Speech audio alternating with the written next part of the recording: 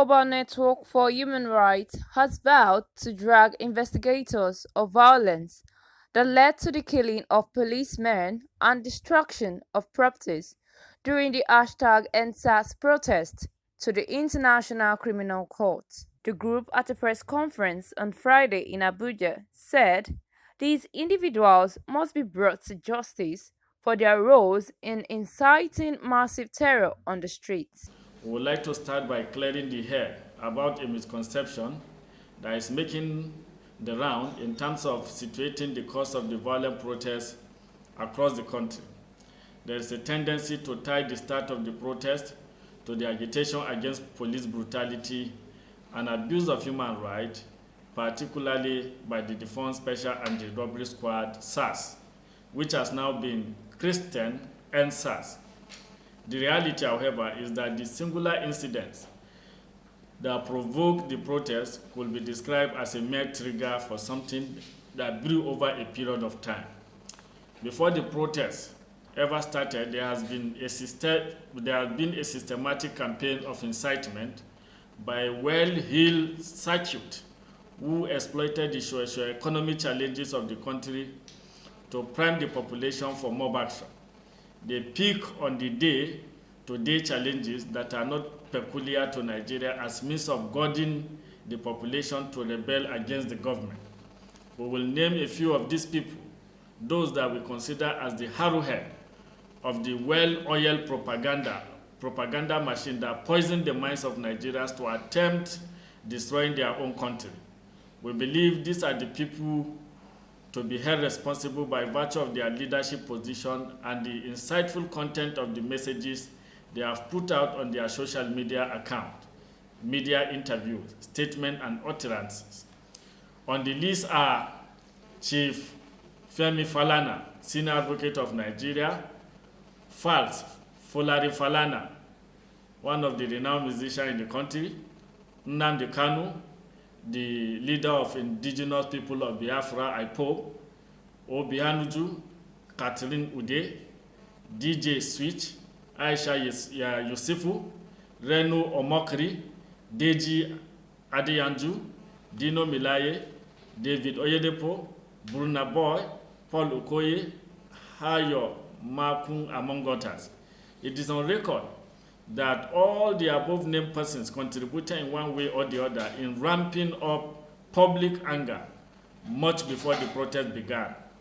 They then intensified the incitement of people in multiple folds in the early days of the protest, such that their actions can be directly linked to the outbreak of violence. They sustained this incitement until it became clear that the violence, arson, and looting of government and private property was getting out of hand. It was observed that some of these celebrity activists and cloud chasers back down and sort of distance themselves from the negative stance they had maintained on the protest, apparently to evade responsibility for the killings and destruction of property that they had triggered. We noted that Chief Femi Falana has been particularly vociferous in inciting people to keep up the protest. This is in spite of the fact that policemen and other law enforcement personnel were being attacked and killed. It is therefore pertinent to hold Femi Falana responsible as the known face and voice of the violent aspect of the protest. We are convinced that he knows more than he is letting on, because he continued to support the protest even when the fugitive leader of the terrorist indigenous people of Biafra, Nnamdi Kanu, was coordinating the mob and identifying where and who to attack. Consequently, we are resolute to make Femi Falana answer. We are resolute to make Femi Falana to answer for his crimes against Nigeria in the course of the protest. This includes incitement of the population against the government. Number two, incitement of the population against public office holders with intent to cause them harm. Number three, maliciously spreading information known to be false with intent to incite violence.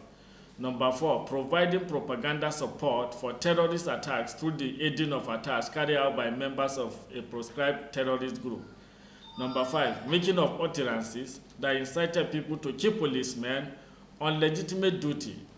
Number 6, making of statements that incited people to kill citizens of Nigeria. Number 7, making of statements that resulted in mobs destroying government-owned assets and private assets. Gentlemen of the press, as a result of Falana incitement with specific reference to the Oyibo incident, where BRT buses were burnt and several policemen killed, our network has taken the bold decision to drag Falana before the International Criminal Court at The Hague in the course of the next 7 days. We have pulled our facts together as follows. Oyibo attack summary of incident report. Number of hoodlums arrested, 21. Number of policemen killed, 3. Number of police stations burnt, 3. Number of police stations vandalized, 1. Number of hoodlums killed, 4. Names of policemen killed are as follows. AP number 24152, Inspector Sunday Dubon, APC driver attached to anti-kidnapping unit, killed and burnt to ashes. F number 414018, Sergeant Swawale Honam, attached to 19 PMF on special duty at Oyibo, killed and burnt to ashes. Number 424944, Sergeant Umuna Uchechuku, serving in Afam police station, his leg and hand were cut off and burnt to ashes.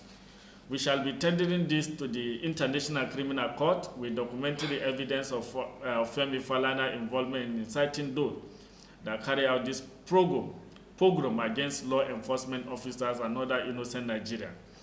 We shall also be drawing the attention of the ICC to the fact that Falana ran this campaign of incitement as a family business in which he was actively supported by his son, Falz, Folarin Falana, in partnership with the wanted IPOB leader, Nnamdi Kanu.